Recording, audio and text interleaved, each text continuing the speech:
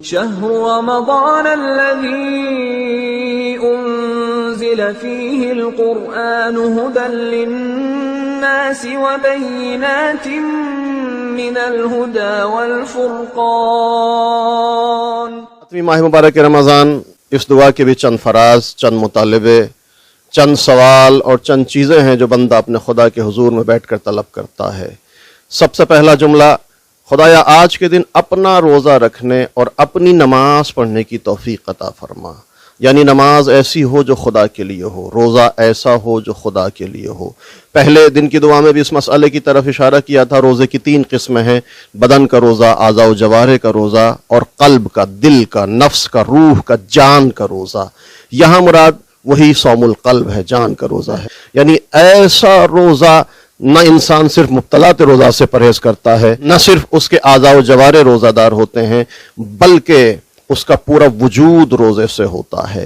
اس کا مرحلہ، اس کا نتیجہ انقطاع الی اللہ، رضا پروردگار کا حصول ہوتا ہے۔ اور نماز بھی ایسی نماز جو تیری نماز ہو۔ نماز کی بھی علماء نے 3 قسمیں بیان کی ہیں۔ ایک عام نماز ہے جس میں انسان نماز کی جو صحیح ہونے کے شرائط ہیں ان کو انجام دیتا ہے، مبتلات نماز سے پرہیز کرتا ہے، یہ عام نماز ہے۔ نماز کی ایک دوسری قسم ہے خاص نماز، جس میں انسان نماز کے جو شرائط کمال ہیں ان کی رعایت کرتا ہے، تقوی اور معرفت کے ساتھ نماز ادا کرتا ہے۔ لیکن ایک نماز اس سے بھی اگلے مرحلے کی نماز ہے جس سے نماز خاص الخاص کہا جاتا ہے۔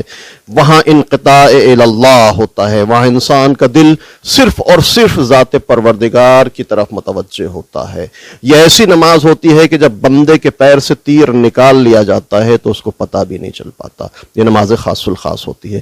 اسی نماز اور اسی روزے کے رکھنے کی آج دعا کا مطالبہ ہے۔ خدایا ہمارے روزے کو ایسا روزہ بنا دے جس کو تو پسند کرتا ہو۔ خدایا ہمیں ایسی نماز پڑھنے کی توفیق عطا فرما جو تیری مورد نظر ہو، جو تیری مورد پسند ہو۔ دوسرا جملہ، وجنبنی فیہ من حفواتہ وآثام، خدایا آج کے دن مجھے محفوظ رکھ، گناہوں سے محفوظ رکھ، بیہودہ چیزوں سے، لہو و لعب سے محفوظ رکھ۔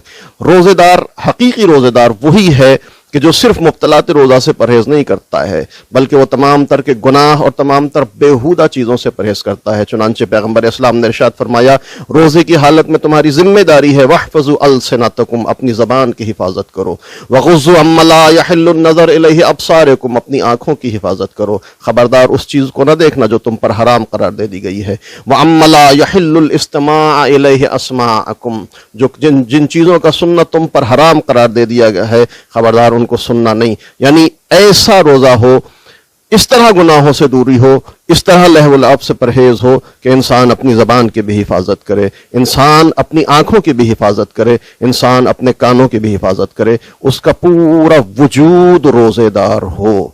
اور آخری جملہ، تیسرا جملہ، خدایا ورزقنی فیہ ذکرک بدوامہ، خدایا آج کے دن ذکر دائم، ذکر مسلسل کی توفیق عطا فرما۔